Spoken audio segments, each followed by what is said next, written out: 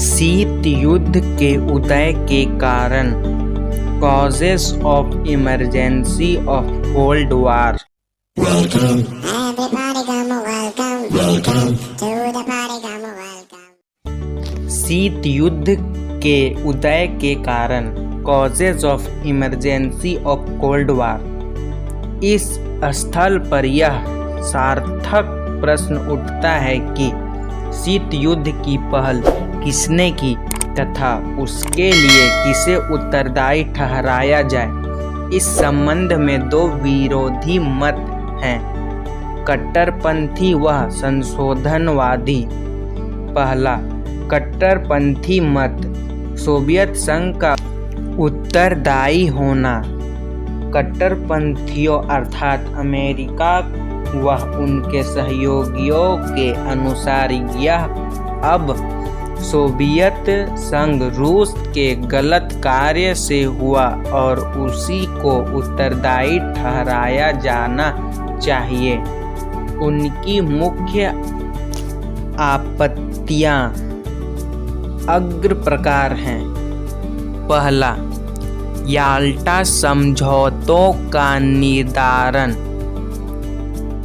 फरवरी 1945 के याल्टा सम्मेलन में अमेरिकी राष्ट्रपति ट्रूमैन, ब्रिटिश प्रधानमंत्री चर्चिल तथा सोवियत प्रधानमंत्री स्टालिन ने विचार विमर्श के बाद कुछ समझौते किए थे, जिसे युद्ध के बाद जर्मनी को 4 कब्जाग्रस्त क्षेत्रों में बांटा जाए।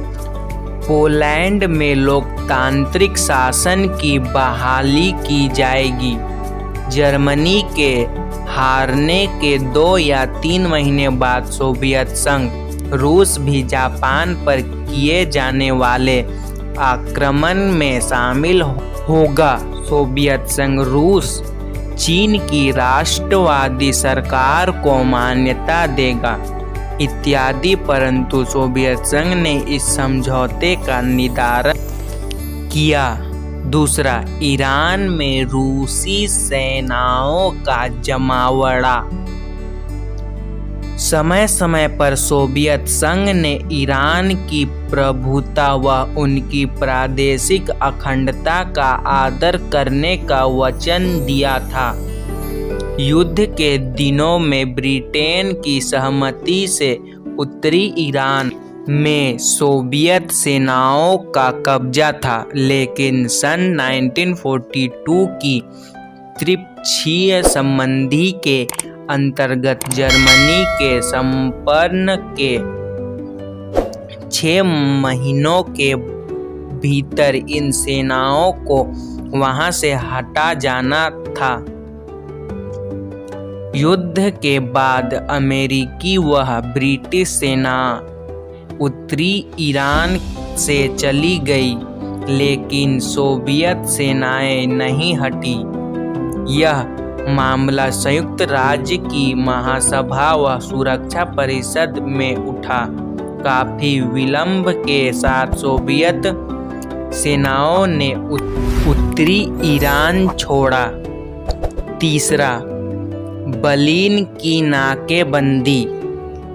पोट्सडैम सम्मेलन में यह तय किया गया था कि जर्मनी के लोगों के मानव अधिकारों को सुरक्षित रखा जाएगा। फिर भी बहुत से जर्मन लोगों को पकड़कर सोवियत संघ लाया गया। यह शिविरों में बंद कर दिया गया। यद्यपि यह भी तय किया गया था कि सारे जर्मनी को एक आर्थिक एकक के रूप में रखा जाएगा, किंतु सोवियत संघ ने यह आग्रह किया कि हर क्षेत्र अपने पृथक संबंध रखें। कुछ समय बाद सोवियत संघ ने अपने कब्जाग्रस्त क्षेत्र में नई मुद्रा चालू की तथा बर्लिन की नाकेबंदी कर दी।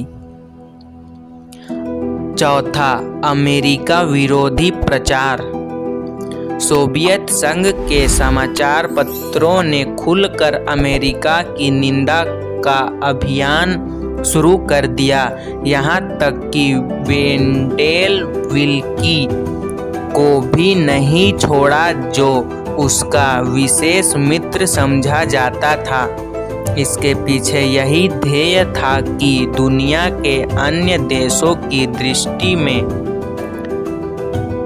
अमेरिका को कलंकित किया जाए। 1947 में साम्यवादी सूचना विभाग की स्थापना हुई, जिसमें फ्रांस व इटली सहित अन्य देशों की कम्युनिस्ट पार्टियों को शामिल किया गया।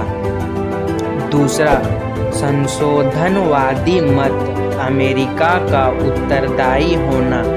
यदि कट्टरवादियों ने सोवियत संघ के विरुद्ध ऐसी आपत्तियां उठाई तो बदले में संशोधनवादियां या सोवियत संघ की ओर से उनकी आपत्तियों का पिटारा खुला। यदि अमेरिकियों ने कम्युनिस्टों को सबसे बुरे गुंडे कहा तो सोवियत संघ ने अमेरिका को डकैतों का गृह कहा। उनकी मुख्य आपत्तियां इस प्रकार थी। पहला, समाजवादी व्यवस्था का विरोध। जब 1917 में सोवियत संघ ने समाजवादी राज्य बना तो पूंजीवादी देशों ने 1918 और 1919 में उसकी घेराबंदी की तथा उसे मिटाने का प्रयास किया, जो लेनिन की कुशल कूटनीति के कारण सफल न हो सका। 1933 तक अमेरिका ने सोवियत संघ को कूटनीति मान्यता नहीं दी तथा 1939 में पूंजीवादी शक्तियों ने उसे राष्ट्र संघ से बाहर कर दिया। अमेरिका, ब्रिटेन व फ्रांस ने तुष्टीकरण की नीति अपनाकर इटली व जर्मनी की फ्रांसीसीवादी शक्तियों के हाथों सोवियत संघ को मिटाने का प्रयास किया।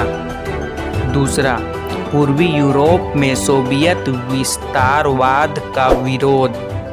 स्टालिन के मतानुसार याल्टा सम्मेलन में यह औपचारिक तौर से तय किया गया था कि सोवियत संघ अपने पश्चिमी पड़ोसियों के साथ अच्छे संबंध बनाए तथा वहां मैत्रीपूर्ण शासनों की स्थापना करे। इसलिए पोलैंड, चेकोस्लोवाकिया,